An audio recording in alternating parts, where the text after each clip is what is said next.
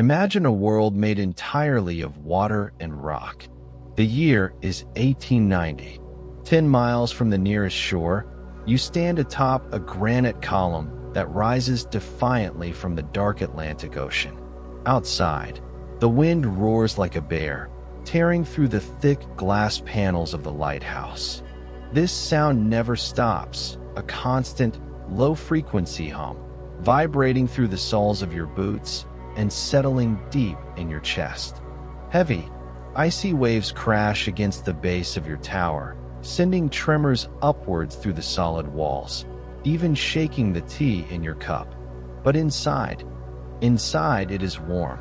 The smell of kerosene oil hangs heavy in the air, a scent that is both industrial and strangely comforting. The only sound, apart from the muffled fury of the storm outside, is the rhythmic, hypnotic clack-clack-clack of the clockwork mechanism turning the massive crystal lens above your head. You are a lighthouse keeper, and tonight, like every night for the past 3 months, you are the only thing standing between the passing ships and the deadly rocks below. Welcome to the solitary life of the Victorian lighthouse keeper, a life of rigorous routine, immense silence, and a solitude so deep it could either clear a man's mind or break it completely. Before we climb the winding spiral staircase to trim the wicks and polish the brass, make yourself comfortable. Let the sound of the rain against the glass wash away your worries. Pull the blanket up to your chin. Close your eyes, because tonight we are keeping the watch together. We are going to live through the long, dark winter of 1890, isolated on a rock in the middle of the sea. To understand this life, we must first understand the place. We are not on the shore, watching the waves roll in. We are in the sea. This is the Wolf Rock, or perhaps the Eddystone, or the Bishop Rock. It matters little which one, for they are all sisters in isolation. It is a marvel of engineering, a needle of stone stitched into a treacherous reef that is submerged at high tide. There is no island to walk on. There is no garden to tend. There is only the tower. Picture it in your mind. A tapering cylinder of dovetailed granite blocks, weighing thousands of tons, interlocking like a complex 3D puzzle so that no wave, no matter how powerful, can tear them apart. It stands 130 feet tall, a gray finger pointing at the gray sky. At its base, the sea foams and boils, white water constantly churning over the black, jagged teeth of the reef. At its top, a lantern room of glass and copper, burning a brilliant, piercing light that can be seen for 18 nautical miles. Inside this stone tube lives a man, or rather, 3 men, the principal keeper and 2 assistant keepers. But on a night like this, during the dog watch from midnight to 4 a.m., you are alone in the lantern. Your companions are asleep in the bunks below, wrapped in wool, dreaming of green fields and Sunday roasts and the laughter of children, things that feel as distant as the moon from this place. Let us go back a few weeks. Let us remember how we arrived here. The transition from the land of the living to this outpost of stone is not a gentle one. It begins at the depot on the mainland. You say your goodbyes on the dockside. The morning is gray and drizzly, the smell of coal smoke from the town mixing with the salt air. You kiss your wife, promising to write, though you know the letters will only leave the rock when the relief boat comes, weather permitting. You hug your children, who look at you with wide, confused eyes, not understanding why father must go live in the ocean for 2 months at a time. You board the Lighthouse tender, a sturdy steamship built to brave the rough coastal waters. The hold is packed with supplies, barrels of oil, crates of tinned meat, sacks of flour, fresh water, coal for the stove, and spare parts for the lamp. As the ship pulls away from the harbor, the town shrinks. The houses become specks, the people invisible. The green of the hills fades into a misty blue, and then, eventually, there is only the horizon. The journey to the rock takes hours. The sea grows rougher the further out you get. The ship pitches and rolls, the horizon tilting wildly. And then you see it, a small, vertical line on the edge of the world. As you approach, it grows. It looms. It looks impossible, a tombstone rising from the grave of the ocean. Getting onto the rock is the first test of courage.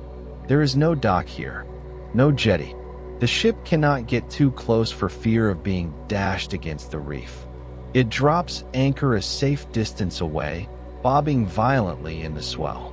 A small rowboat is lowered, and you, along with your sea bag and the supplies, are rowed towards the tower by two strong oarsmen. The waves here are chaotic, rebounding off the lighthouse base, creating a confused, washing machine turbulence. The boat heaves up and down, sometimes dropping 10 feet in a second. You look up, and the tower seems to lean over you, wet and imposing. High above, on the gallery rail, tiny figures wave. A rope is thrown down. This is the bridge's buoy, essentially a life buoy with canvas trousers sewn into it, dangling from a crane. The boat rises on a swell. "Now," screams the coxswain. You grab the rope, shove your legs into the canvas breeches, and hold on for dear life. Suddenly, you are yanked into the air. You dangle over the deadly white water, spinning slowly. The wind catches you. For a moment, you are a bird, suspended between the safety of the boat and the safety of the tower. Then, the winch turns, and you are hauled up, past the wet granite blocks, past the copper rungs of the storm ladder, until firm hands grab you and pull you over the railing onto the set-off, the concrete platform at the base of the entrance. You have arrived. You are on the rock. The boat below waves, turns, and heads back to the ship. You watch the ship steam away, a plume of black smoke dissolving into the gray sky. And then, silence. Or rather, the absence of human noise. The ship is gone. The link to the world is severed. You turn and walk through the heavy bronze door into the base of the tower. The heavy metal clang of the door shutting behind you is the finality of a prison sentence. But this is a prison of your own making, a prison of duty. Let us explore your home. The interior of a lighthouse is a study in efficiency and verticality. There are no hallways here, no sprawling living rooms. Every inch of space is calculated. Every object has its place. It is like living inside the workings of a grandfather clock. The tower is divided into rooms, stacked one on top of the other like a layer cake. The bottommost rooms, deep inside the solid granite base, are the stores. Here, it is always cool, damp, and smells of the sea. There are no windows in the lower levels. The walls are 6 feet thick to withstand the crushing force of the Atlantic rollers. You descend the spiral staircase to check the inventory. The stairs are narrow, made of iron or stone, winding tightly around a central column. Your footsteps echo, clink, clink, clink, spiraling down into the dark. First, the water room. Great iron tanks, riveted and painted with red lead, hold the fresh water. It is a precious resource. Every drop must be accounted for. You check the levels. The water is cool and dark.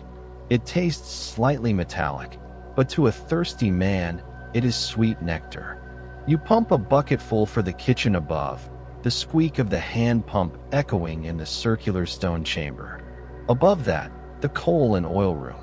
This is the lifeblood of the lighthouse. Sacks of coal are stacked neatly against the curved wall, black diamonds that will fuel the stove and keep the damp at bay. But more importantly, the oil. Dozens of large, brass-bound cans of paraffin oil. This is the holy chrism of your order. Without the oil, there is no light. Without the light, ships die. The smell here is pungent, sharp, and chemical. It clears the sinuses. You run a finger over the brass tap of a barrel, checking for leaks. There are none. A lighthouse keeper is nothing if not fastidious. Ascending again. The winding stairs make your calves ache until you get your tower legs. The next level is the storeroom. Here, shelves curve around the walls, fitted with fiddles, wooden rails, to stop jars and cans from sliding off during a storm. Canned beef, pickled onions, sacks of flour, dried peas, tea, sugar, tobacco. The labels are colorful, cheerful pictures of farm animals and sunrises, starkly out of place in this gray stone tube. You count the tins. Inventory is a way to pass the time. It gives the illusion of control in a world governed by the chaotic whims of the weather. Higher still, we reach the entrance room, where the heavy bronze door leads out to the gallery. This is the mudroom of the ocean. Oilskins hang on pegs, dripping salt water onto the stone floor. So westers, those iconic yellow hats, wait for the next brave soul who needs to go outside to clear the glass. There is a smell of wet wool and rubber here. Above this, we find the heart of the tower, the living room and kitchen. This is where the life of the keepers is lived. It is a strange room, perfectly circular, perhaps 12 feet in diameter. The walls are painted a clean, institutional cream or light green, meant to be soothing to the eye. On one side, a cast iron coal stove stands, its chimney pipe vanishing into the ceiling.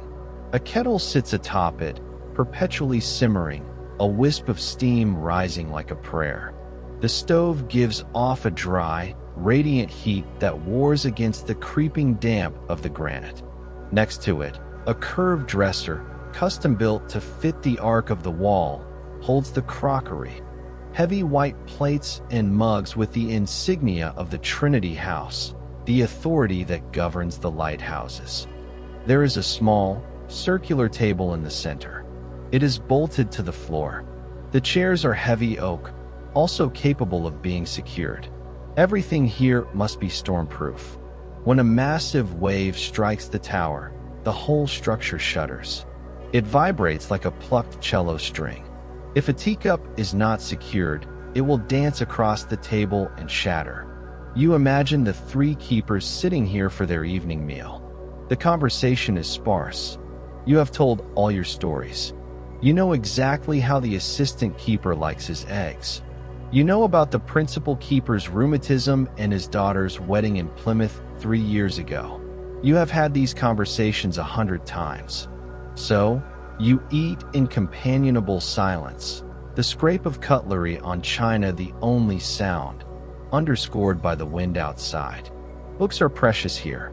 A small shelf holds the library, a rotating collection sent from the mainland. Dickens, Hardy, perhaps a Bible, and bound volumes of illustrated magazines. You know these pages well. You have read David Copperfield 3 times this rotation. You find comfort in the bustling streets of London described in the pages, a stark contrast to your watery isolation. Climb again. The spiral tightens. We reach the bedroom.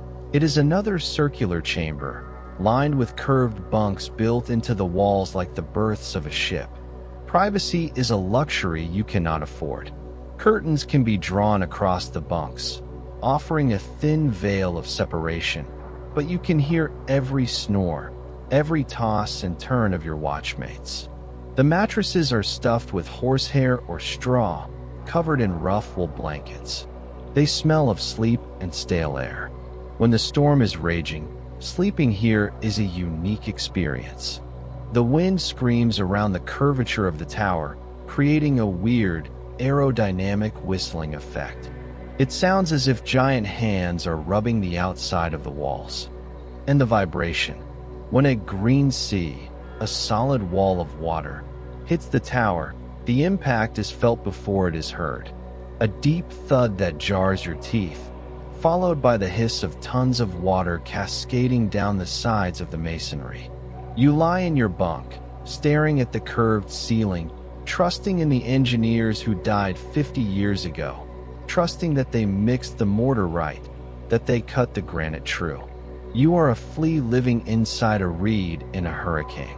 But tonight, you are not sleeping. You are on duty.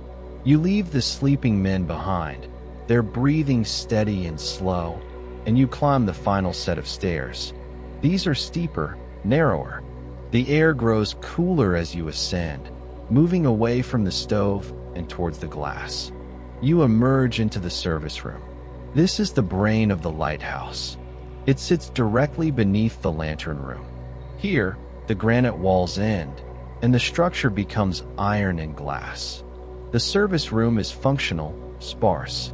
There are logbooks on a high desk where every weather change, every ship sighted, every gallon of oil consumed must be recorded in neat, copperplate handwriting.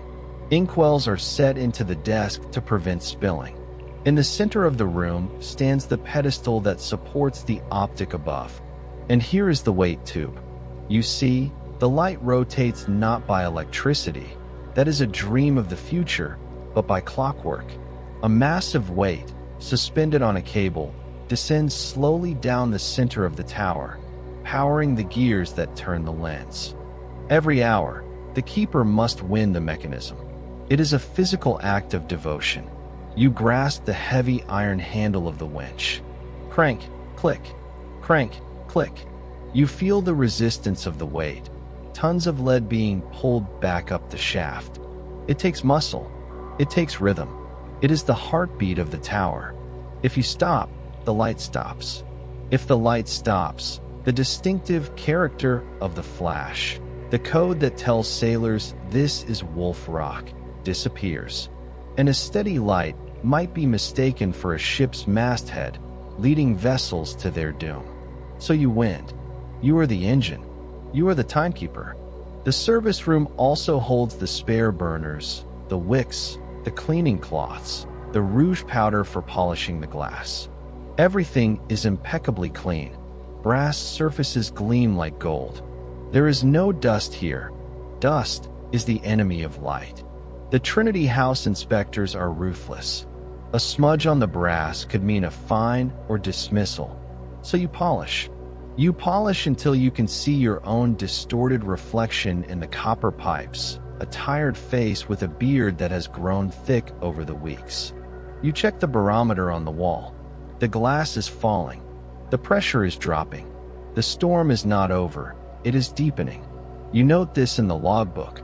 2 a.m. Barometer 980 millibars and falling. Wind NW, force 9. Visibility poor. Rain squalls. You close the book. It is time to go up. To the lantern. You climb the final, short ladder. You open the hatch and rise into the lantern room. Here, the world changes. You are no longer in a stone room. You are inside a diamond. The lantern room is a cage of triangular glass panes, held by thin bronze astragals. It is freezing up here, despite the heat of the lamp. The wind is deafening, separated from you by only a quarter-inch of glass. Rain lashes against the panes, exploding like shrapnel, streaming down in sheets that distort the darkness outside. In the center of the room dominates the optic, the Fresnel lens. It is a masterpiece of the industrial age, a beehive of glass prisms, 12 feet high, weighing tons. It looks like a giant, glittering jewel. The prisms are cut at precise angles to capture every stray photon of light from the burner and bend it into a single, horizontal beam of immense power. Inside this glass cathedral sits the burner, a vaporized oil burner, hissing quietly, burning with a fierce, blinding white incandescence. The heat is intense near the glass, but the drafty air of the room bites at your back. The lens is rotating. Smoothly, silently. It floats on a bath of mercury to reduce friction.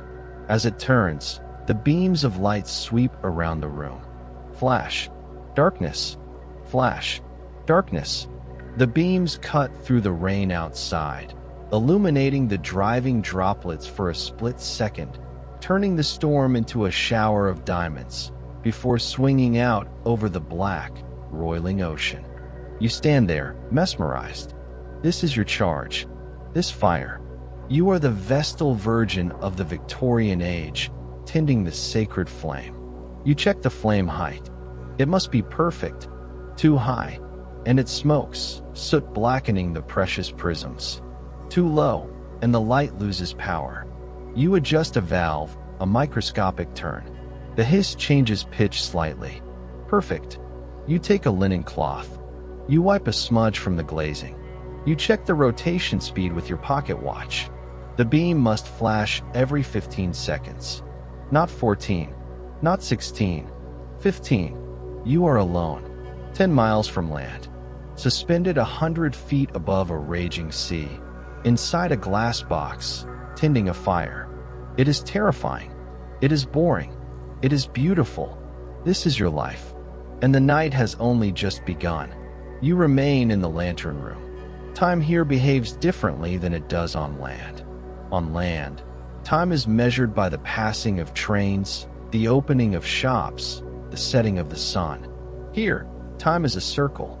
It is measured in 15-second intervals. Flash, flash, darkness. You stand with your back against the cold iron wall, watching the lens turn.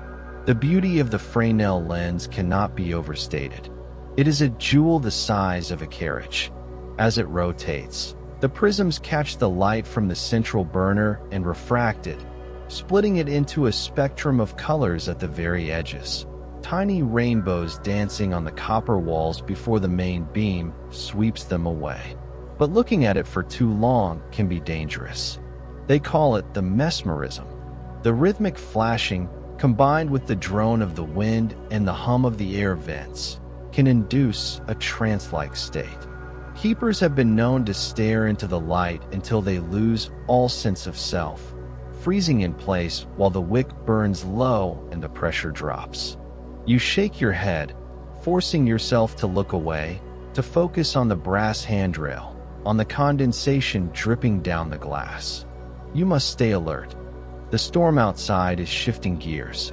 The wind has moved a point to the west, and now it strikes the tower with a different note. Before, it was a high-pitched shriek. Now, it is a guttural roar, like a freight train passing endlessly through a tunnel. You step closer to the glass. It is thick, reinforced plate glass, but it vibrates under your hand. Outside, in the halo of the light, you see something terrifying. Birds, hundreds of them. Starlings, perhaps, or thrushes, migrating across the channel and caught in the gale. They are attracted to the light. They flutter desperately against the glass, appearing as ghostly white shapes in the beam before being blown away into the darkness. Sometimes, a larger bird, a gannet or a gull, strikes the pane with a sickening thud, leaving a smear of feathers and blood before sliding down into the void. It is a grim reminder that this light, a beacon of safety for ships, is a beacon of death for the creatures of the air. You turn your attention back to the burner. The hood, the ventilator above the flame, is rattling. You take a heavy cloth and adjust it. The heat is blistering here, a dry, scorching heat that dries out your eyeballs, while your ankles are bathed in a draft of freezing air coming up through the floor grates. This thermal contradiction is the keeper's constant companion. Head in the tropics, feet in the Arctic. 2:30 a.m. Time for the most delicate task of the night, trimming the wick. Although it is a vaporized oil burner, carbon deposits, crusts, can form on the mesh or the mantle. If left unchecked, these crusts will distort the flame, causing it to fork or smoke. A smoking lamp is a cardinal sin. It suits the lens, dimming the light, and can take hours to clean. You put on a pair of smoked glass goggles to protect your eyes from the blinding glare. You look like an alien insect in the reflection of the glass. You pick up the trimming tool, a slender rod with a specialized hook. You open the service door of the lens. The heat hits you like a physical blow. The roar of the burning oil becomes louder, a fierce hissing sound. You lean in. You are inches from the heart of the star. with steady hands, hands that must not tremble. Despite the vibration of the tower, you reach in. You gently scrape the carbon deposit off the mantle. Scrape, scrape. It falls away, glowing red hot, into the tray below. The flame brightens, becoming cleaner, whiter. You adjust the oil flow valve by a millimeter. The hissing stabilizes into a perfect, steady hum. You withdraw. You close the lens door. You remove the goggles. You blink, trying to clear the purple spots dancing in your vision. The room seems plunged into darkness for a moment until your eyes adjust back to the ambient gloom. This task, performed every hour, is the anchor of your sanity. It requires total focus. For those 2 minutes, you are not lonely. You are not afraid. You are simply a mechanic of light. You descend back to the service room. It is quieter here, the roar of the wind muffled by the granite ceiling. You sit at the desk. The logbook lies open. 2:30 a.m. Wind shifting west. Force 10. Heavy squalls. Bird strikes frequent. Optic rotation correct. You dip the pen in the inkwell. The ink trembles in the pot. You write. Your handwriting is jagged tonight, betraying the movement of the tower. Yes, the tower is moving. It is a secret that landsmen do not understand. They think of lighthouses as immovable objects. But if a granite tower of this height were perfectly rigid, it would snap under the force of the waves. It must yield. It must flex. The engineers built it with a certain elasticity. During a heavy storm, the top of the tower can sway up to 6 inches. You feel it in your stomach, a sickening, lurching sensation, like being on a ship in a slow swell. The horizon of the room, the desk, the shelves, tilts imperceptibly and then tilts back. Creak, groan. The stones themselves are speaking.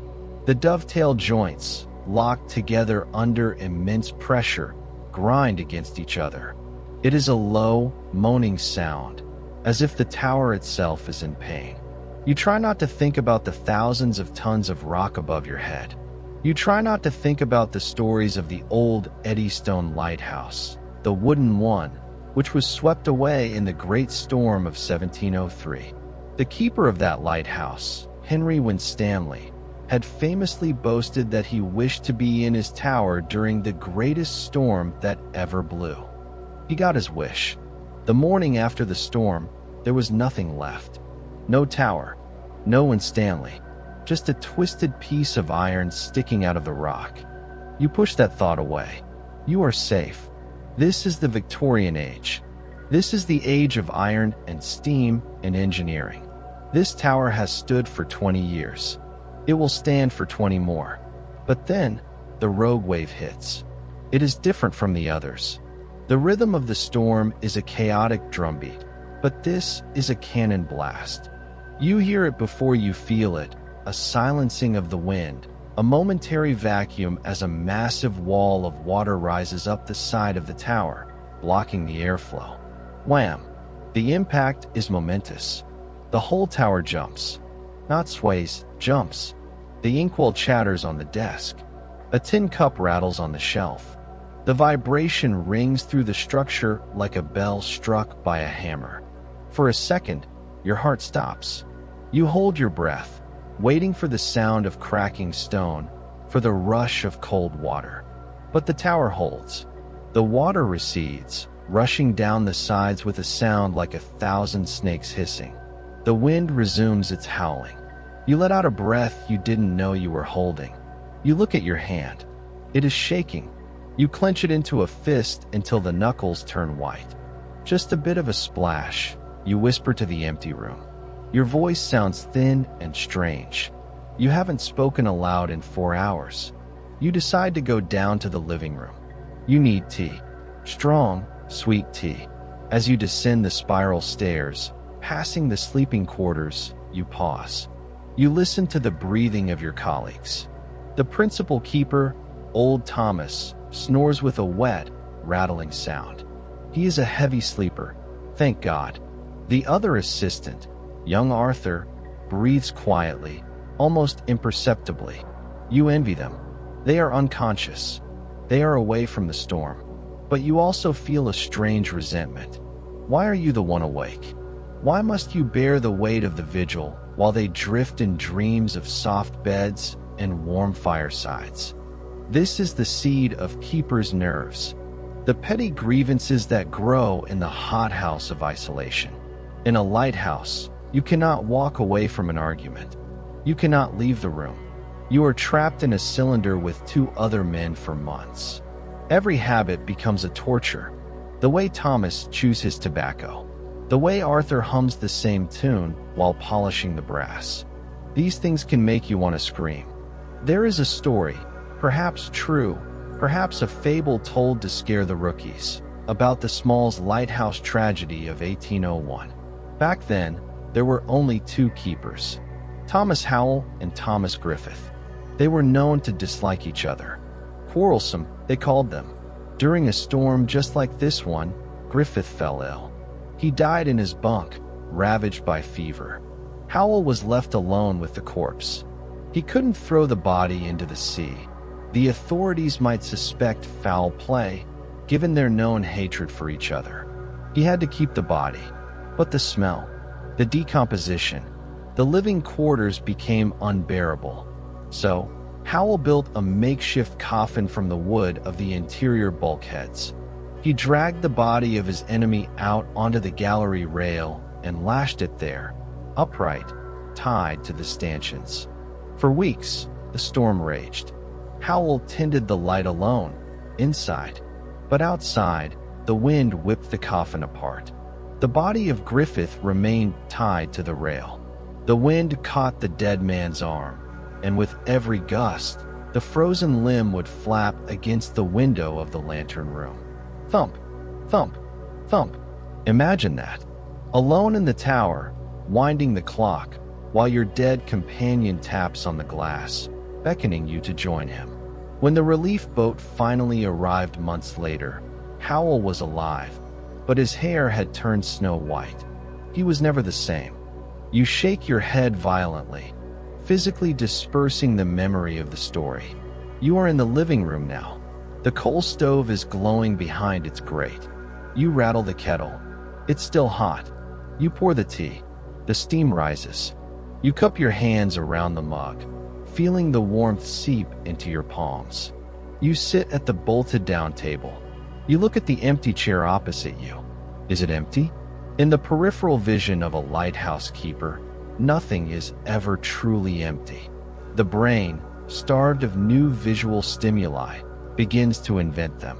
Shadows detach themselves from the wall and become figures. The pattern of soot on the ceiling becomes a face. You hear voices in the chimney flue. Sometimes it sounds like a choir. Sometimes it sounds like your mother calling your name. Sometimes it sounds like a drowning man screaming for help. It's just the wind, you say. You say it aloud this time, firmly. It's just the wind across the chimney cowl. But the doubt lingers. You sip your tea. It tastes of metal and smoke. To distract yourself, you look at the chessboard set up on the side table. It is a game in progress between Thomas and Arthur. They have been playing the same game for 3 days. White to move. You study the board. It is a stalemate in the making. Neither man is willing to take a risk. It is a reflection of life in the tower. Caution above all else. Don't rock the boat. Don't make a bold move that could lead to disaster. You reach out a finger and hover it over a white knight. You could move it. You could change the game. You could create chaos. You pull your hand back. No, you must not touch their world. You are the watcher in the night. You are the ghost that drifts through their lives while they sleep. You finish your tea. You rinse the cup in the small sink, pumping the water carefully. You dry it and hang it back on its hook. Clink. The clock on the wall chimes. 3 a.m. 3/4 of your watch is done, but the hardest hour lies ahead. The graveyard watch.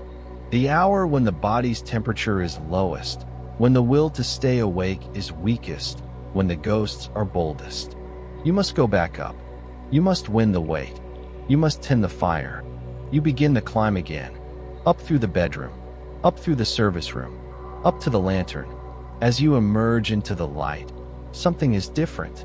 The rhythm has changed. The wind has dropped.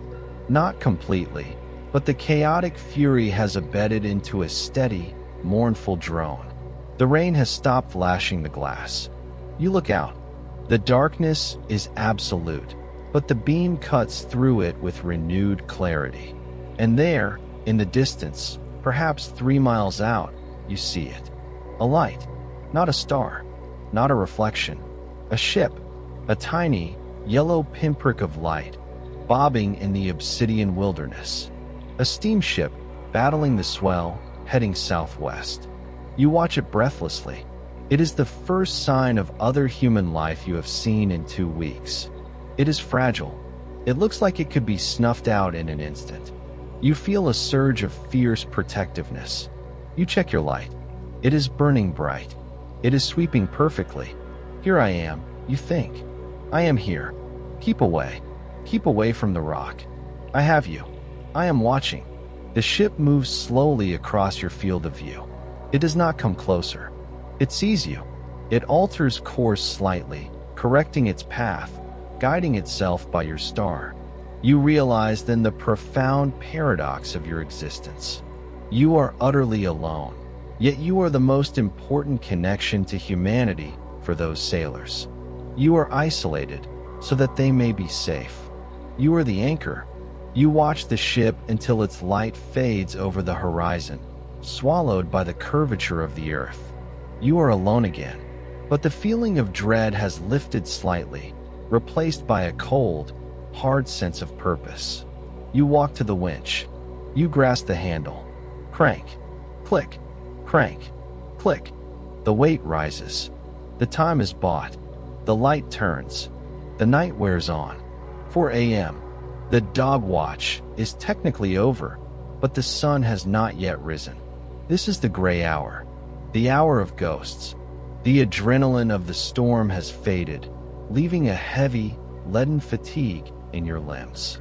Your eyes feel gritty, as if someone has rubbed sand into them. Outside, the absolute blackness of the night is slowly, agonizingly giving way to a bruised purple.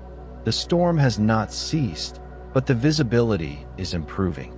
You can now see the white crests of the waves, miles of them, marching towards the tower like an invading army. You win the mechanism one last time for your watch. Crank. Click. The muscles in your shoulder burn. It is a familiar pain, a badge of your trade. You hear movement below, the clank of a stove door, the scrape of a boot on stone. The others are waking. The solitude is ending. You feel a pang of regret. For all the terror of the night, it was your night. Now, you must share the space again. Sunrise. It does not happen all at once. It is a bleeding of light across the eastern horizon, a line of molten gold struggling against the heavy gray clouds. When the sun finally breaches the horizon, or when the daylight is strong enough to be seen clearly by ships without the aid of the lamp, the moment comes to extinguish. You climb up to the lens. The flame is still roaring, fighting a losing battle against the daylight. You reach for the valve. With a practiced twist, you shut off the oil. But the sound is shocking. The roar dies instantly. The hiss vanishes. The sudden silence in the lantern room is deafening. All that remains is the sound of the wind outside and the cooling tick-tick-tick of the metal burner contracting. The soul of the tower has gone to sleep. You stop the clockwork mechanism. The heavy rotation of the lens slows, drifting like a carousel losing power, until it comes to a graceful halt. The beams of light stop sweeping the room. The diamonds turn back into glass. Now, the work begins. The morning duties. You must cover the lens. Sunlight is dangerous to a lighthouse. If the sun hits the prisms at the wrong angle during the day, the lens can act as a giant magnifying glass, focusing the solar rays onto the burner or the interior paintwork, starting a fire. It has happened before. Towers burned from the inside out by their own optics. So you fetch the linen covers. You drape them over the beautiful glass beehive, swaddling it like a sleeping infant. The room grows dimmer, softer. The principal keeper, Thomas, enters the service room below. He does not say good morning. He simply nods. He looks rough, his hair sticking up, his eyes bleary. He checks the barometer immediately. It is an instinct. Rising, he grunts. His voice sounds rusty and used. Slowly, winds dropping a point, you reply. That is the extent of the conversation. Now comes the cleaning. This is a ritual as holy as any church service. The lighthouse must be spotless. Not just clean, spotless. You take the spirits of wine and the rouge powder. You begin to polish the copper heavy oil pipes. Back and forth, back and forth. The smell of the polish is sharp and acrid. You rub until the metal burns your fingers with friction heat. You rub until the copper glows like a new penny. Then the glass. The storm has left the lantern panes coated in a thick, sticky layer of salt spray. It dries into a white crust that blocks the light. If the weather permits, you must go outside to clean them. You look at Thomas. He nods. Careful on the gallery, he says. You put on your oilskins. You open the heavy storm door of the lantern. Whoosh. The wind grabs the door and tries to rip it from your hands. The noise is incredible. You step out onto the narrow iron gallery that circles the top of the tower, 130 feet above the sea. The air is violently fresh. It tastes of ozone and brine. The view is terrifying. Below you, the Atlantic is a chaotic mess of foam. The waves are still smashing against the base, sending spray shooting up the side of the tower, reaching halfway to where you stand. You clip your safety line to the rail. You must not fall. To fall here is death. There is no rescue in these seas. You have a bucket of fresh water and a cloth. You start washing the salt off the top of the glass. The wind tries to knock the water out of the bucket. You have to scrub very hard. The salt is very stubborn. You work around the hoop, battling the storm. Your hands are freezing, red, and irritated even through your gloves. But there is a satisfaction in it. As you wipe the glass clear, you see the horizon sharpen. You are restoring vision to the blind eye of the tower. 6 a.m. The work is done. The lens is covered. The brass is polished. The glass is clear. The logbook is updated. You descend to the living room. The smell of frying bacon and coffee greets you. It is the most wonderful smell in the world. Arthur, the junior keeper, is at the stove. He is humming that tune. Daisy, Daisy, give me your answer due. He hums it incessantly. He doesn't know he's doing it. You sit at the table. The tower is still vibrating from the wave impacts, but the rhythm is slower now. Thomas brings the plates. Thick rashers of salted bacon, fried bread, and strong black coffee. You eat greedily. The night watch burns calories like a furnace. But this is where the isolation truly bites. The meal is silent. And in the silence, small sounds become amplified. You hear Arthur chewing. Smack, smack, swallow. You hear Thomas slurping his coffee. Slurp. Ah. You hear the scrape of a knife on a plate. Scrape. These sounds grate on your nerves like sandpaper. You find yourself staring at Arthur's jaw as it moves up and down. You feel a sudden, irrational spike of rage. Stop humming, you think. If you hum that song one more time, I will open the door and push you out. You clench your jaw. You force yourself to look at your plate. You remind yourself, this is the madness talking. Keep it inside. Bacon's good. You say? Your voice sounds too loud. Arthur smiles, oblivious. Fresh tin. Opened it this morning. The tension dissipates slightly, but it is always there, lurking under the surface. 3 men, trapped in a stone bottle. You know everything about them. You know Thomas is worried about his pension.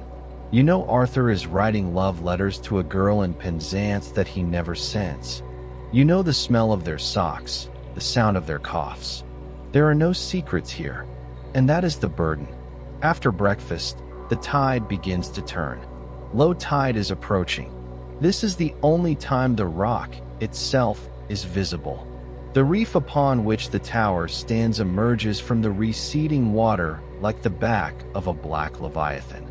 Check the base, Thomas orders. It is your turn. You must descend the internal ladder to the set-off and check the foundation. You go down through the bedroom, the storeroom, the oil room, the water room, down into the cold, dark roots of the tower. You open the heavy bronze entrance doors. The sea is lower now, revealing the jagged granite teeth of the reef. The noise is different down here. The crash of the waves is immediate, thunderous. You step out onto the concrete set-off. The stone is slippery with seaweed and slime. You hold the safety rail. You walk around the circumference of the tower.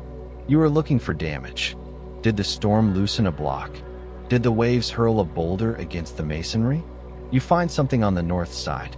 A piece of iron railing, thick as your arm, has been bent double, twisted like a piece of licorice. This railing is solid iron. The force required to bend it is unimaginable. You run your hand over the cold, wet metal. It humbles you. It reminds you that you are guests here. The sea allows you to stay only by a whim. You look down into the rock pools exposed by the tide. In a small, calm pool, sheltered by a ridge of granite, you see a starfish. Bright orange, perfectly still. A tiny, fragile life surviving in the midst of chaos. You watch it for a long time. It is peaceful. Then, you see the wreckage. Wedged into a crevice of the rock, tangled in kelp, is a piece of wood. It is painted white. You climb down carefully to retrieve it. It is a piece of a hatch cover. From a ship. You turn it over. There are no markings. Just jagged, splintered wood where it was ripped apart. Did a ship go down last night, while you were watching? Or is this flotsam from weeks ago, carried here by the current? You scan the horizon. There is nothing. Just the gray, heaving sea. You feel a cold knot in your stomach. You did your job. You kept the light burning. But sometimes it isn't enough. The sea takes what it wants. You climb back up. The ascent is harder now. Your legs are heavy lead weights. You report the bent rail and the wreckage to Thomas. He notes it in the log without emotion. Go to bed, he says. It is 9 a.m. The sun is fully up, though hidden by clouds. You go to the bedroom. You strip off your uniform, hanging it neatly on the peg. You climb into your curved bunk. You draw the heavy curtain. The world shrinks to a space 3 feet wide and 6 feet long. It smells of wool and body odor. You close your eyes. The tower is still swaying gently. Rockabye baby on the treetop. You try to sleep, but the adrenaline is still fading. Your mind replays the night. The bird striking the glass. The ship passing in the dark. The bent iron rail. You hear Arthur and Thomas talking softly in the living room above. The muffled sounds of the day routine. Slowly, the rhythm of the waves lulls you. The roar of the ocean becomes white noise, a blanket of sound that covers you. Your breathing slows. You drift. But in your dreams, you are not on land. In your dreams, you are still climbing the stairs. Up and around, climbing towards a light that you can never quite reach. And then, deep in your sleep, you hear it. A sound that shouldn't be there. A bell. Not the ship's bell. Not the clockwork chime. The fog bell. But there is no fog. You snap awake. The curtain is dark. What time is it? You listen. Silence. No bell. Just the wind. A dream. Just a dream. Lighthouse nerves. You whisper. You turn over. You pull the blanket over your head. You have to sleep. You have the 4 p.m. watch. The cycle will begin again. While our keeper sleeps, let us drift back in time. Let us understand the ground, or lack thereof, beneath us. This rock has a history of blood. Before the lighthouse, it was a ship killer. A hidden assassin. At high tide, it vanished. Captains sailing the channel would think they had open water, only to hear the terrible crunch of timber on granite. Hundreds of ships, thousands of souls. The first attempt to mark it was not a light, but a wolf. An iron wolf, hollow and filled with stones, bolted to the rock. The wind would howl through the gaps in the iron, making a screaming sound to warn sailors. Hence the name, Wolf Rock.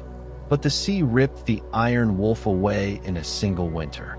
Then came the engineers, the Douglases, the Stevensons, men with beards and slide rules and nerves of steel. They came to this rock when it was only exposed for 2 hours a day at low tide. Imagine the work.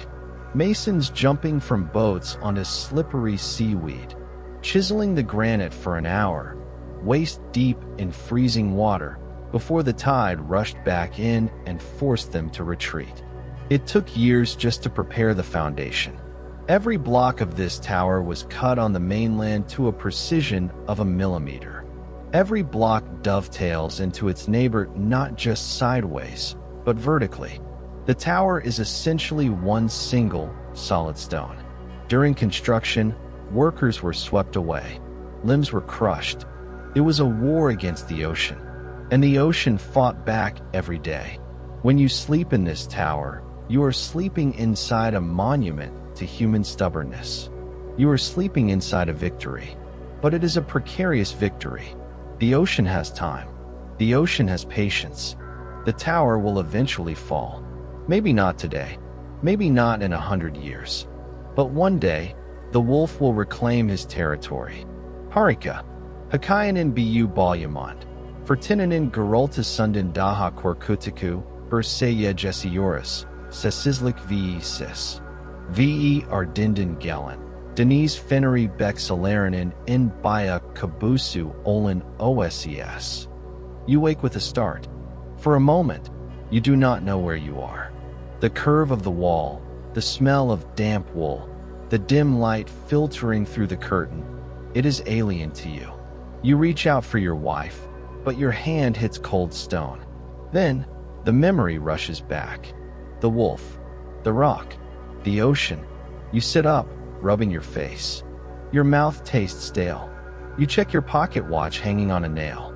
3:30 p.m.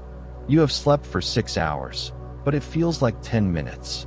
It is a heavy, dreamless sleep that leaves you more exhausted than when you lay down. Something is wrong. You sense it immediately. The tower has stopped moving. The vibration, the swaying, the constant shudder of the wave impacts, it is all gone. The world is perfectly, unnervingly still. And the sound, the roar of the wind has vanished. You pull back the curtain. The circular room is bathed in a strange, milky white light. It is not the bright clarity of a sunny day, nor the gloom of a storm. It is a diffused, flat whiteness that seems to press against the small porthole window. You climb out of the bunk. Your legs feel stiff. You dress in your uniform. Heavy navy blue wool trousers, thick jumper. You splash cold water on your face from the basin. The water is freezing. It shocks you into the present. You climb up to the living room. Arthur is sitting at the table, whittling a piece of driftwood. Thomas is reading a 3-month-old newspaper, mouthing the words as he reads. Fog. Thomas says, without looking up. You go to the window. You look out. There is no horizon. There is no sea. There is no sky. There is only white. A dense, clinging sea fog has rolled in. It is thicker than any land mist. It swallows the world. You cannot see the water 50 feet below. You cannot see the gallery rail. It is as if the lighthouse has been lifted from the ocean and suspended in a void of cotton wool. This is dangerous. In a storm, ships stay away. In a storm, they know the danger. But in fog, sound travels strangely. Ships can become disoriented, drifting miles off course, thinking they are in open water until the keel grinds against the granite. Barometer is steady, Arthur says, but the visibility is nil. 0. Time for the horn, Thomas says grimly. You feel a sinking in your gut. The horn, the siren, the trumpet, call it what you will, it is the bane of the keeper's existence. The Wolf Rock is equipped with a reed fog signal. It operates by compressed air. Deep in the bowels of the tower, below the water tanks, are the compressors. You and Arthur descend to the machinery room. It is your shift to start it.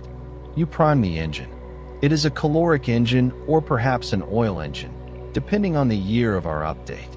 Let us say it is the new oil engine. It smells of hot metal and grease. You crank the flywheel. It takes all your weight. Heave, heave. The engine coughs, sputters, and then catches with a rhythmic chug chug chug. The vibration returns to the floor, but this is a mechanical, angry vibration, not the natural sway of the sea. The pressure gauge climbs. The air tanks are filling. Ready, you shout over the noise of the engine. Arthur engages the clutch that connects the timing cam. And then it begins. Bleoart. The sound is indescribable. It is a low-frequency blast that hits you in the chest like a physical punch. It is loud, so loud that it bypasses the ears and resonates directly in the skull. Bleoart. 2 blasts. Then silence. Then 2 blasts. Every 30 seconds. The horn itself is mounted up near the lantern, but the sound travels down through the hollow masonry of the tower. The whole lighthouse becomes a giant organ pipe. You climb back up to the living room, but there is no escape. The sound is everywhere. Bleoart. Thomas has put earplugs in, wads of cotton soaked in wax.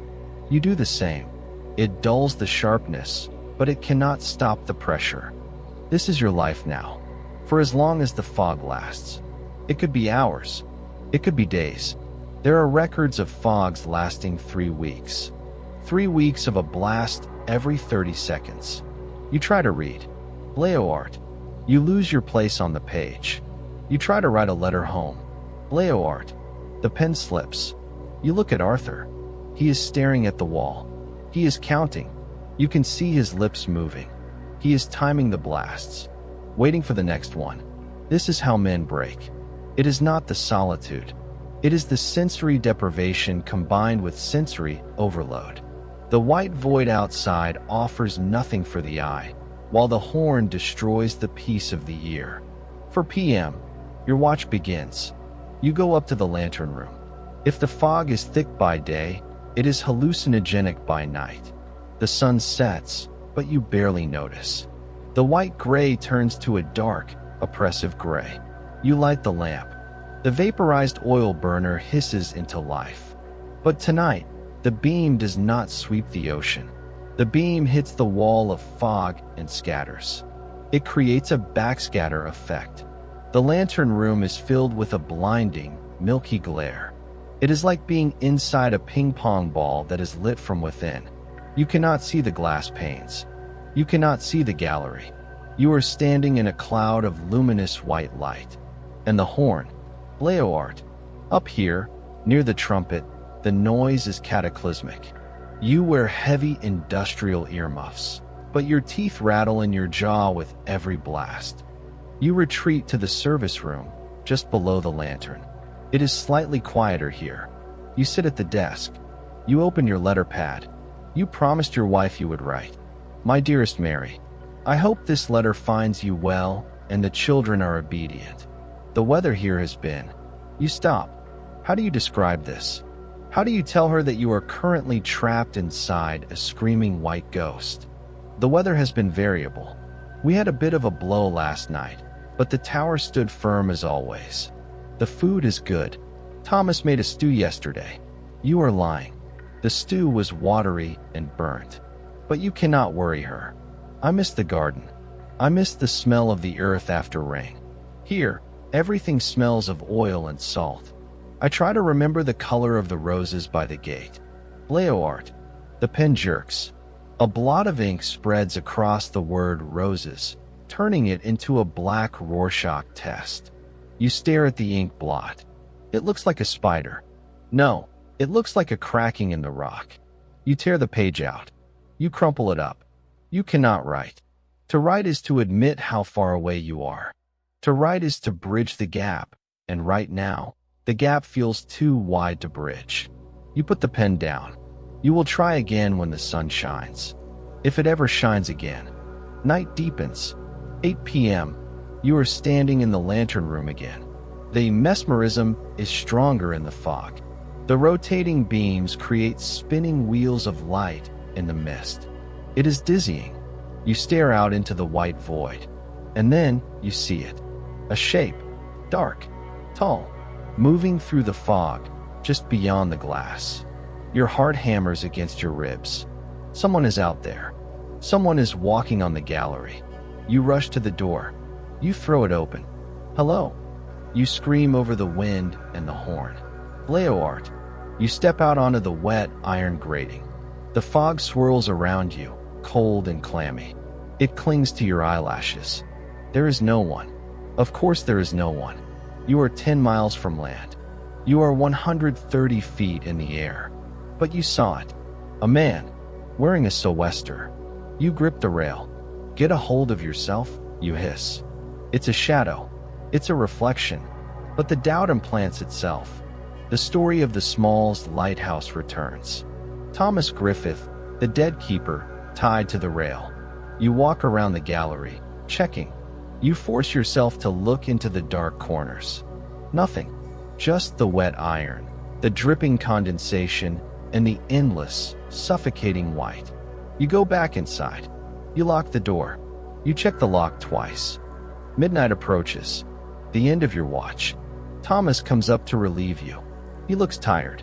The horn is keeping everyone awake. Anything to report? He asks. You hesitate. Do you tell him about the shadow? Do you tell him you saw a ghost walking on the gallery? If you tell him, he might think you are cracking. If a keeper is deemed unstable, he is removed. He loses his bonus. He might lose his job. Nothing, you say? Visibility 0. Pressure steady. Horn operating normally. Right, Thomas says. He takes the logbook. You descend. Down through the noise. Down to the kitchen. Arthur is there. He is not humming anymore. He is sitting at the table, his head in his hands. I can't sleep, Arthur says. His voice is tight. That noise. It's inside my head. Put more wax in your ears, you suggest gently. It doesn't help. Arthur snaps. He looks up. His eyes are red-rimmed, wild. It's like it's counting down. Every 30 seconds. Waiting for something. You sit down opposite him. You need to de-escalate this. This is how fights start. It's saving lives, Arthur, you say softly. Every blast tells a captain where we are. Think of the ships. Think of the men on deck, listening for that sound. It's the sweetest sound in the world to them. Arthur stares at you. Slowly, the logic penetrates his exhaustion. He nods. Yeah, I suppose. Let's play cards, you say? Just one hand.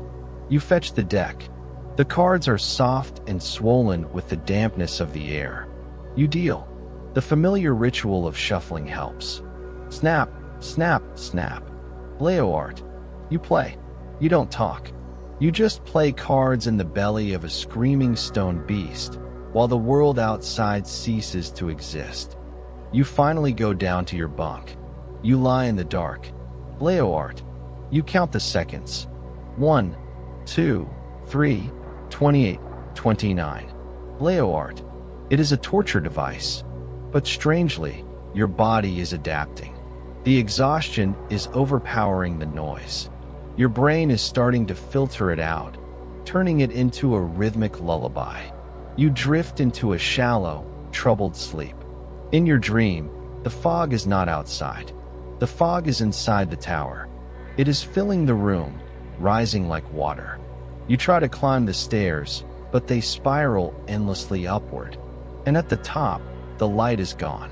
The burner is out, and standing by the dark lens is a figure. He turns to look at you. He has no face, just a smooth, white surface like the fog. You wake up gasping. It is quiet. Silence. The horn has stopped. Why has the horn stopped? You scramble out of bed. If the horn has stopped, either the fog has lifted or the engine has failed. If the engine has failed and the fog is still there, you are in grave danger. You run up the stairs, your bare feet slapping on the cold stone steps. You rush into the living room, chest heaving. Thomas is already there, pulling on his boots. Arthur is standing by the window, pressing his face against the glass. Is it clear? You ask, hope warring with panic. Arthur turns. His face is pale. No, still thick as pea soup. You can't see the railing. Then the engine died. Thomas growls. He grabs a heavy wrench from the tool locker. Compressor valve. It's been sticking all week. The silence is terrifying. Without the horn, any ship navigating the fog is flying blind. They are relying on you, and you have gone mute. Every second of silence increases the chance of a hull tearing open on the reef below. Let's go, Thomas commands. You follow him. Down, down, down. Past the bedroom. Past the storeroom. Into the humid, oily heat of the engine room at the base of the tower. The engine room is silent, save for the ticking of cooling metal.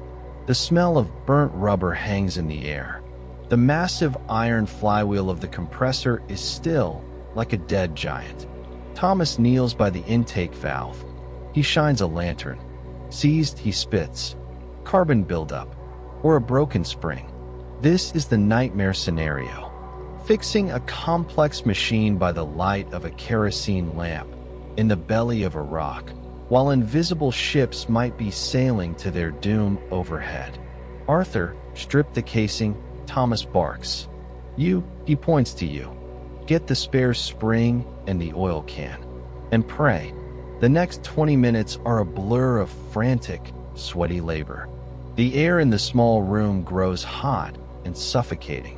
Clang. Scrape. Curse. The wrench slips, skinning your knuckles. You don't feel the pain. You only feel the urgency. Blood mixes with grease on your hands.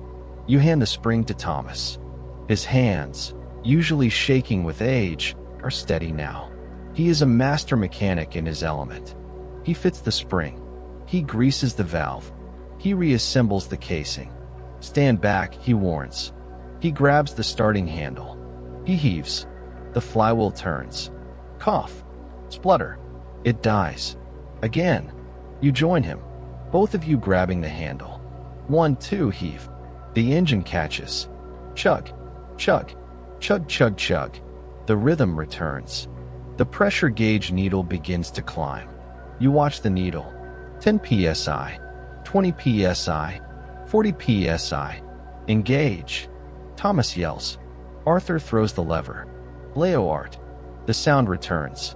It is deafening in the small room. But to you, it is the most beautiful music ever composed. It is the voice of the tower screaming, I am here, into the white void. You slump against the wall, wiping sweat and grease from your forehead. Thomas looks at you.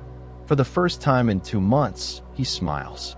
A grim, oil-stained smile. Good lad, he says. You climb back up to the lantern room to resume your watch. The horn continues its rhythmic blast below, but something has changed. You step into the glass room. You look out. The glare is gone. The backscatter, that blinding reflection of the light against the fog, has vanished. Instead, the beams are cutting through the air, stretching out into long, defined fingers of light that reach for miles. The fog is lifting. It happens with surprising speed. One moment, you are wrapped in cotton wool. The next, the wind picks up, shreds the mist, and reveals the world. And what a world!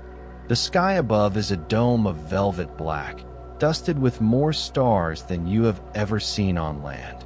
Without the light pollution of towns or cities, the Milky Way is a distinct, bruised slash of purple and white across the heavens. Below, the sea is no longer a gray mess. It is dark, calm, and rolling with a gentle swell. The moonlight catches the crests of the waves, turning them into silver ingots. You open the gallery door. You step out. The air is cold, crisp, and clean. You take a deep breath, filling your lungs with the purity of the Atlantic night. Silence, except for the horn, which Thomas shuts off a moment later, sensing the change. Real silence, just the wind and the waves. You look down. The water is clear. You can see the phosphorescence glow in the dark plankton, churning in the wake of the waves against the reef. It looks like green fire in the water. You feel a profound sense of peace. The crisis is over. The storm is over. The fog is over. You have survived the worst the ocean could throw at you. You lean against the rail, looking at the stars. You feel small, but significant. You are the keeper of the light. You are the guardian of the night. Days turn into weeks. The weather holds. The routine settles back into a comfortable, hypnotic rhythm. Wake, clean, polish, eat, watch, sleep. Time begins to lose its meaning. You stop counting the days of the week. Sunday is no different from Tuesday. There is only watch on and watch off. This is the lighthouse trance.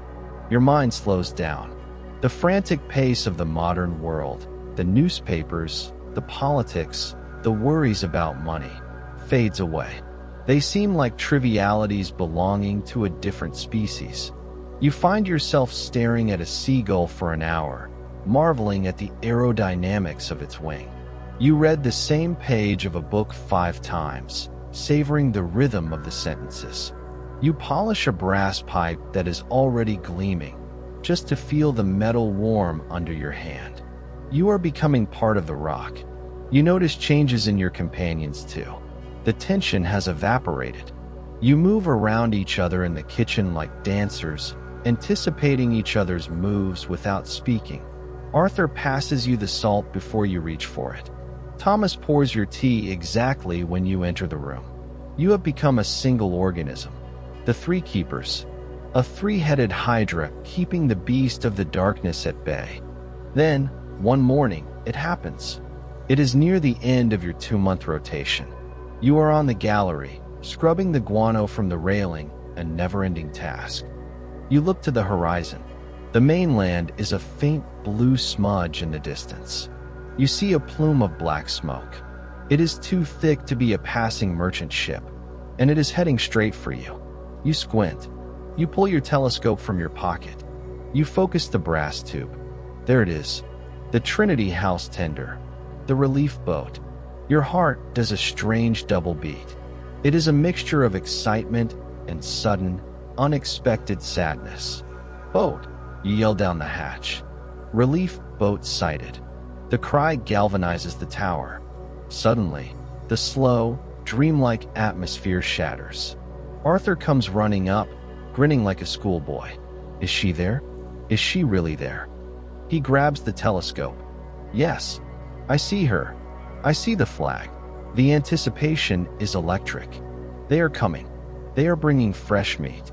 They are bringing letters. And most importantly, they are bringing the relief keeper. One of you is going home.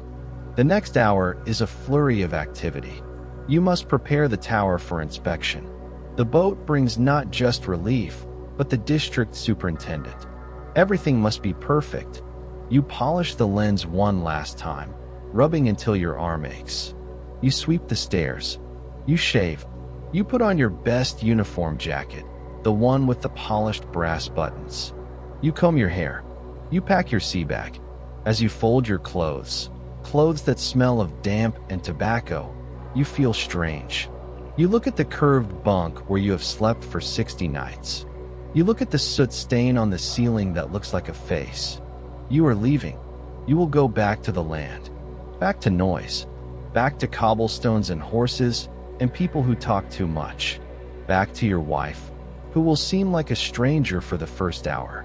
Back to a bed that doesn't rock. You realize, with a shock, that you will miss this. You will miss the sound of the wind. You will miss the mesmerizing turn of the lens. You will miss the simplicity of this life, where your only duty is to keep a light burning. The ship is close now. You can hear its steam whistle. Toot toot. It anchors a safe distance off. The sea is calm today, thank God. The transfer will be easy. You stand on the set-off at the base of the tower, waiting. The rowboat is lowered. You see the fresh faces of the boat crew. You see the relief keeper, a man named Jenkins, sitting in the bow, clutching his bag, looking up at the tower with the same mixture of awe and fear you felt 2 months ago. The boat bobs alongside. The rope is thrown. "Morning, lads," the coxswain shouts. "Fine day for a relief." Jenkins is hauled up. He lands on the concrete, looking pale and seasick. He smells of soap and land air. He looks too clean. "Welcome aboard," Thomas says, shaking his hand. "Now it is your turn." You toss your bag into the boat. You grab the rope. You look up at the tower one last time. From this angle, it looks immense, a monolith of stone piercing the sky. You see the gallery where you stood in the storm. You see the glass of the lantern reflecting the sun. "Ready?" the boatman asks. You nod. "Ready." You step off the rock and swing out over the water. For a moment, you are suspended again, between the rock and the world, between the solitude and the multitude. You are lowered into the boat. The wood feels solid under your feet.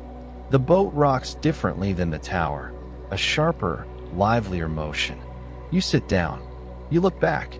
Thomas and Arthur are standing on the set-off, waving. They look small. They are already turning back to the door. They have work to do. The light must be tended. The rowboat pushes off. The oars dip into the water. Splash. Creak. Splash. You are moving away. The tower begins to shrink. As the tender steams back towards the mainland, you stand at the stern rail, watching the lighthouse recede. It becomes a pencil, then a toothpick, then a speck. You feel a heavy weight in your pocket. It is the letter you tried to write in the fog, the crumpled ball of paper. You take it out. You smooth it on the railing. You look at the ink blot that looks like a spider. You let it go. The wind catches the paper. It flutters over the wake of the ship, dancing in the air for a moment before landing in the water. It floats for a second, then saturates and sinks. You turn around. Ahead of you, the green hills of the coast are rising from the mist. You can see the smoke of the town. You can almost hear the church bells. You are going home. But a part of you, a quiet, cold, watchful part, remains back there, on the rock, because once you have been a keeper of the light, you never truly leave the tower. The light is inside you now. The transition is jarring. As the tender pulls alongside the granite quay of the harbor, you brace yourself for the impact. Thump! The heavy ropes are thrown. The gangplank is lowered. You step off the boat. Your boot hits the cobblestones, and you stumble. You lurch forward, grabbing the arm of a dock worker to steady yourself. The man laughs kindly. "Got your sea legs still, eh?" It is land sickness. It is a profound physiological confusion. For 2 months, your inner ear has calibrated itself to the constant, rhythmic swaying of the tower and the roll of the sea. Now, the ground is terrifyingly rigid. It refuses to move. Your brain expects the pavement to rise and fall, so you lift your feet too high and put them down too hard. You walk like a drunkard in the middle of the afternoon. And the noise. Oh, the noise. After the singular, elemental roar of the wind, the harbor is a cacophony. Seagulls screaming, different from the gannets at the rock, cartwheels clattering on stone, steam whistles, horses whinnying, men shouting, children laughing. It assaults your ears. It is too much, too fast, too chaotic. You feel a sudden, overwhelming urge to cover your ears and run back to the silence of the tower. But you cannot. You are a land dweller again. You shoulder your sea bag. It smells of the lighthouse, paraffin and salt, and you clutch it like a shield. You begin the walk up the hill, away from the harbor, towards the cottage rows. As you leave the gray stone of the waterfront, color explodes around you. Green. You had forgotten how green the world is. The trees lining the avenue, the grass in the churchyard, the ivy on the walls. It is a vibrant, shocking emerald that hurts your eyes after months of gray granite, white foam, and blue water. You stop by a garden gate. There is a rose bush. You lean in and smell it. The scent of the flower is so sweet, so cloying, it makes you dizzy. It smells of life, of earth, of decay and growth. It is messy. The lighthouse was sterile, clean, preserved in salt. The land is alive and rotting and blooming all at once. People pass you. They tip their hats. Afternoon, keeper. Good to see you back. You nod, smiling tightly. They seem to move at frantic speeds. They are rushing to shops, rushing to appointments. They do not know that time is a circle. They think time is a straight line. You want to tell them to slow down, to breathe, but you say nothing. You are a visitor from another dimension. You reach your door. The paint is peeling slightly. You make a mental note to fix it. Maintenance. The instinct never leaves you. You open the door. The house smells of lavender, baking bread, and cold dust. It is warmer than the tower, but a different kind of warmth, stuffy, close. Daddy, your children collide with your legs. They have grown. In 2 months, they have grown inches. It seems impossible. You kneel down, dropping your bag. You hug them. They feel small and fragile. You are afraid your rough, calloused hands, hands that crank heavy winches and scrub cold iron, might crush them. Your wife comes from the kitchen. She wipes her hands on her apron. She smiles, that patient, weary smile of a lighthouse wife. "You're home," she says. "I'm home," you reply. But as you kiss her, you feel a ghost standing behind you. The ghost of the tower. You are here, but part of you is still standing on the gallery rail, watching the horizon. Dinner is a sensory overload. There are too many forks. The tablecloth is too white. The conversation is too rapid. They tell you about the school play, the price of butter, the neighbor's leaking roof. You listen, nodding, trying to care. But your mind is calculating the tide. Your mind is wondering if Jenkins, the new relief, remembered to check the oil pressure at sunset. "Did you hear me, dear?" your wife asks. You blink. "Sorry." "Yes." The roof. Later, you sit in your armchair by the fire. It is soft. It yields. You sink into it. It feels decadent, sinful. You are used to hard wooden chairs bolted to the floor. The clock on the mantelpiece ticks. Tick-tock, tick-tock. It is wrong. It is too fast. It is not the majestic, slow clack. Clack of the optic. It is a nervous, skittish time. You close your eyes. The room is not swaying. It is unnerving. You have to grip the armrest to stop yourself from feeling like you are falling. Night comes. You climb into your own bed. It is vast. It is soft. The sheets are cotton, not wool. Your wife sleeps beside you. Her breathing is soft. It is not the snoring of Thomas or the humming of Arthur. It is a gentle, human sound. You fall asleep. But then, 2 a.m. Your eyes snap open. You are wide awake.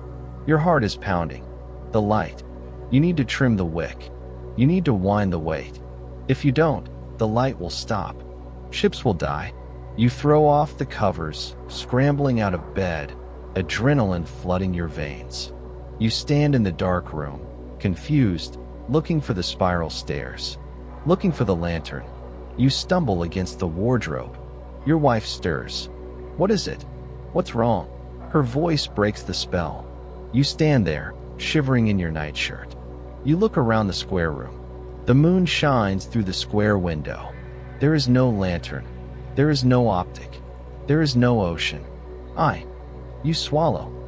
"I thought I was late for my watch." She sighs softly. "You're home, love. You're safe. Go back to sleep." You sit on the edge of the bed. You are shaking. It is the keeper's panic. It happens to every man who comes off the rock. The burden of responsibility is so heavy it crushes you even in your dreams. You cannot sleep. Not yet. You put on your dressing gown. You go downstairs. You put on your boots. You walk out into the garden. The night air is cool, but it lacks the biting salt of the offshore wind. It smells of damp grass. You walk down the lane towards the cliffs. You need to see it. You stand at the edge of the land, looking out over the black water. And there, on the horizon, 10 miles out, you see it. Flash. Flash.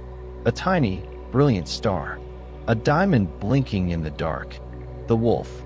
It is working. Jenkins has trimmed the wick. Thomas has wound the weight. Arthur is perhaps making tea. They are there, inside that stone needle, surrounded by the infinite darkness. And you are here, on the firm earth. You watch the flash. 15 seconds. Flash. It is a conversation. A heartbeat. You feel a sudden, fierce pride. You were part of that light. For 2 months, you were that light. You kept the flame. You stood between the storm and the sailors. And now, looking at it from the safety of the shore, you understand the beauty of it. You see what the ships see. You see the promise of safety. Good watch, lads. You whisper to the wind. Keep her burning.